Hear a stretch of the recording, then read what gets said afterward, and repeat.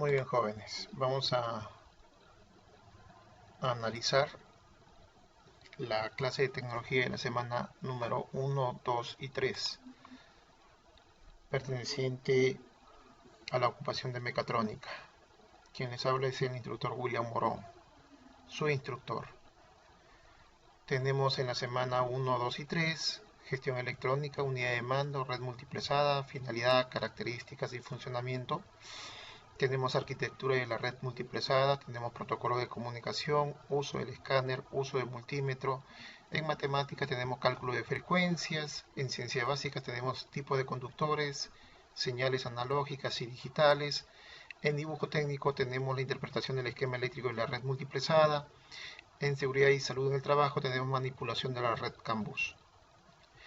En un inicio hemos iniciado en la semana 1, hemos visto sobre la gestión electrónica y sobre la arquitectura de la red multiplexada. Desgraciadamente, el problema mundial que se está dando concerniente al coronavirus no nos ha permitido continuar las clases. Así que vamos a hacer un repaso de la semana 1 y veremos la semana 2 y veremos la semana 3. Lo que queremos es ir avanzando para no atrasarnos, ¿sí?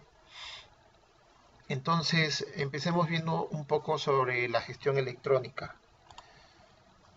Cuando nosotros hablamos de la gestión electrónica, hablamos de cómo ha evolucionado la forma de ver la mecánica actualmente. Actualmente la mecánica es una mecánica basada en la gestión electrónica, donde el vehículo es controlado a través de una computadora.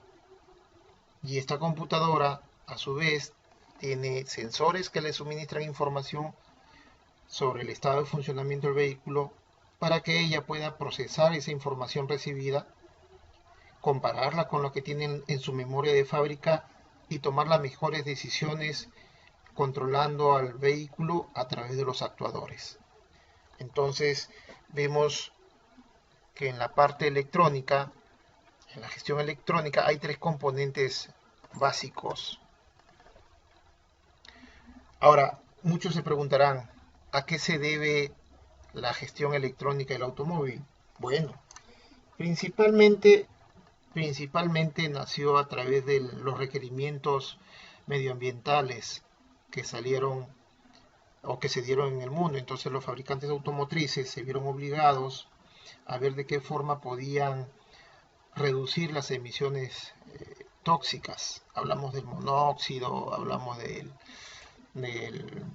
anhidrido sulfúrico, todos los contaminantes que pueda emitir el vehículo. Entonces, en un inicio los fabricantes se vieron obligados a tener que adecuarse a esta normativa, ¿sí? Normativa americana, normativa europea, normativa asiática. Luego la electrónica se llevó también hacia el confort y también se llevó hacia lo que es el sistema de seguridad. Si hablamos de la parte de motor, hablamos de inyección electrónica, ¿verdad? Para reducir los gases contaminantes. Si hablamos del área de confort, hablamos pues de una suspensión electrónica. Si hablamos del área de seguridad, hablamos por ejemplo del sistema de frenos ABS.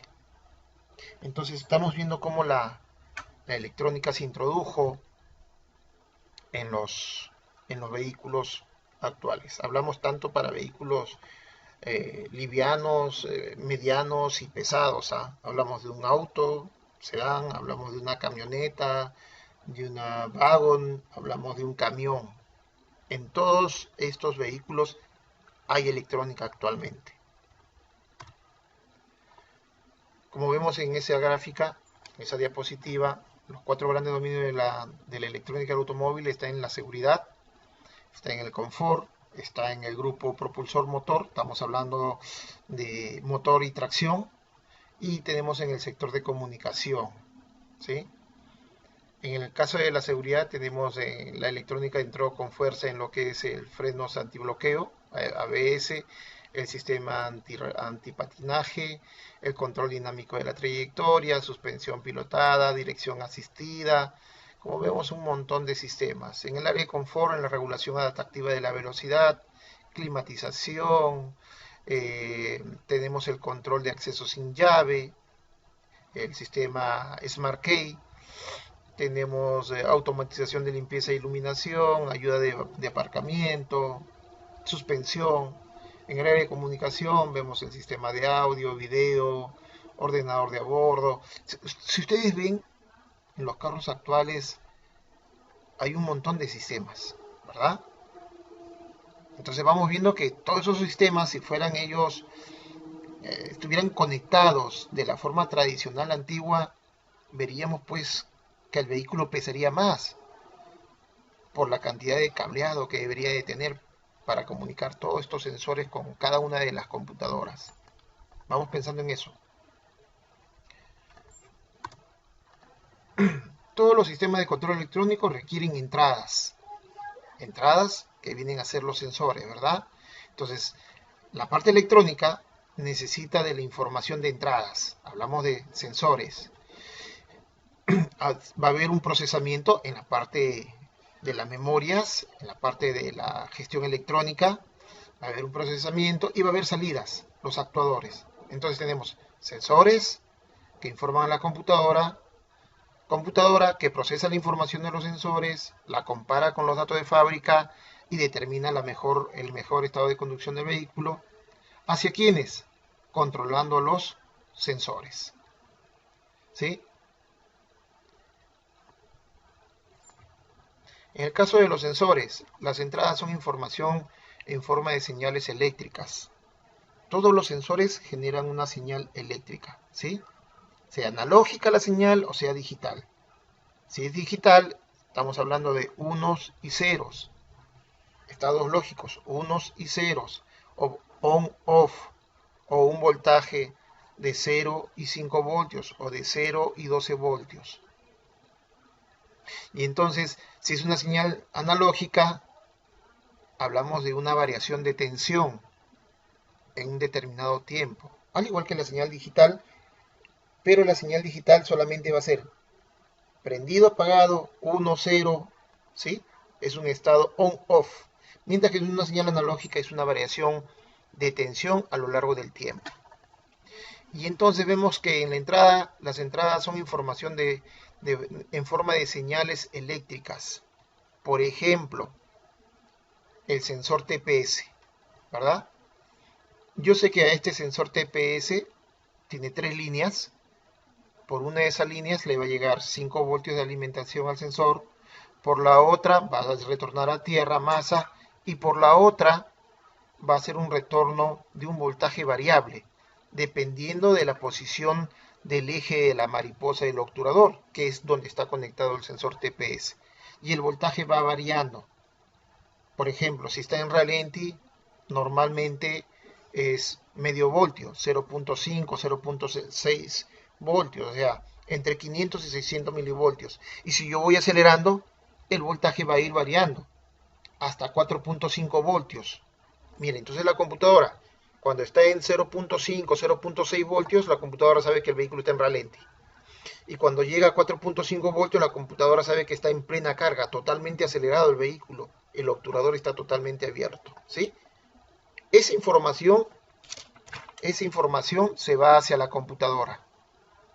La computadora procesa esa información con la del fabricante y luego ella analiza las señales de entrada, selecciona la acción a tomar de acuerdo a la programación del módulo, de su memoria, y toma la decisión de controlar al actuador, ¿sí? Las salidas son comandos del módulo aplicados a los dispositivos de control o componente del sistema. Por ejemplo, si hablamos de actuadores, podríamos hablar de los inyectores, ¿sí?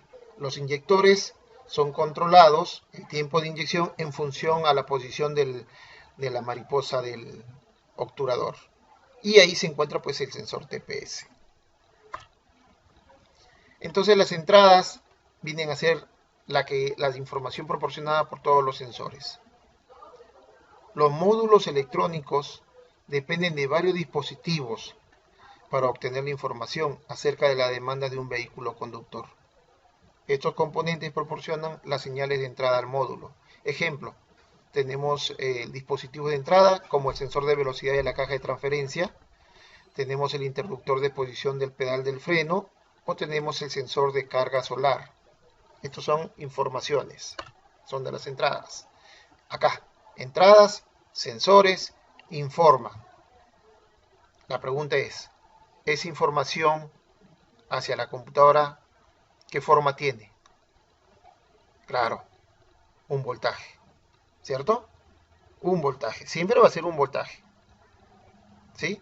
Puede ser de 0.3, 0.4, 0.5 hasta 4.5 voltios. En algunos carros antiguos hasta 8.9, 9 voltios. Y en otros sensores puede ser hasta 12 voltios. Eso depende mucho del fabricante. Si es una señal analógica y si es una señal digital, va a ser ceros o unos, o puede ser 0 y 5, o puede ser 0 y 12. ¿Sí? Una señal digital. No olvides que una señal digital es una señal cuadrada. Abajo tengo 0 y arriba tengo 5 o tengo 12. Muy bien, esa información ingresa a la unidad de control, lo procesa, lo compara, ¿sí?, con los datos del fabricante y luego toma la decisión de controlar a los actuadores. Entonces tenemos entradas, sensores, proceso, la unidad de control electrónica, y las salidas, los actuadores, que son las órdenes que da la unidad de electrónica a los actuadores. En el caso del módulo, cuando el módulo recibe la información proveniente de varias entradas, la información es procesada. Miren, entra la información, señales de entrada, muchas de ellas son adecuadas. Si son, la computadora solamente tiene la capacidad de poder leer las señales del tipo digital, ¿sí?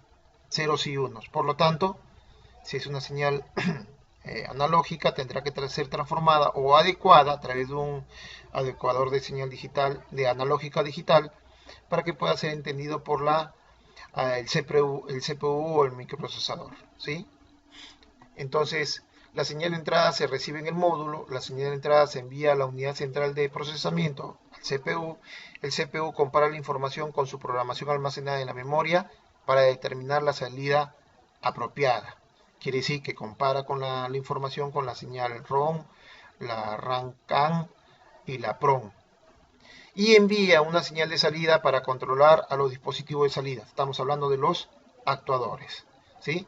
Si ustedes ven acá, es un transistor. Normalmente todos los actuadores son controlados a través de transistores, ¿sí?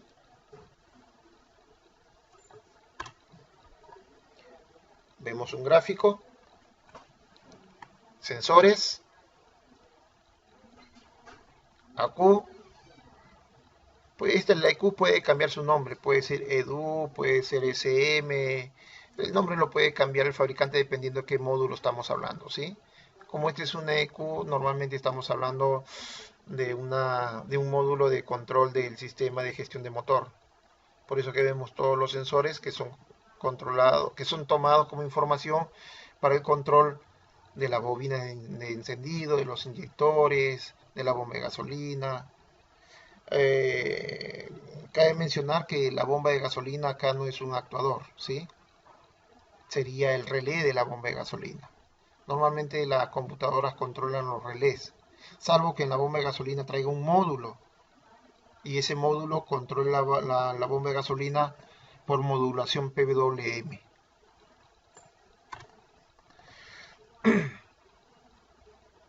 En esta diapositiva podemos ver cómo el módulo envía comandos de salida en forma de señales eléctricas a los dispositivos de salida. Y estos dispositivos de salida llevan a cabo la acción deseada del módulo. Ejemplo de dispositivo de salida, tenemos las luces de advertencia, inyector de combustible, motor de soplador. Entonces, resumiendo, podríamos definir un EQ como la unidad de control electrónico que regula el motor. Esto se traduce de manera sencilla definiéndolo como el corazón de un complejo sistema electrónico compuesto por sensores y actuadores. en la que los sensores informan a la unidad central de las condiciones de funcionamiento del vehículo y ésta envía la orden necesaria a los actuadores para transformar dicha información inicial, o sea, se transforma dicha información inicial en una acción mecánica, ¿sí? La función de los sensores sería la de registrar diversos parámetros sobre el funcionamiento del vehículo. Y la de los actuadores sería la de elementos que son dirigidos a su vez por el EQ y son los encargados de convertir las señales eléctricas recibidas en magnitudes mecánicas, ¿sí? Pero las señales eléctricas ¿de quién? Del EQ, pues.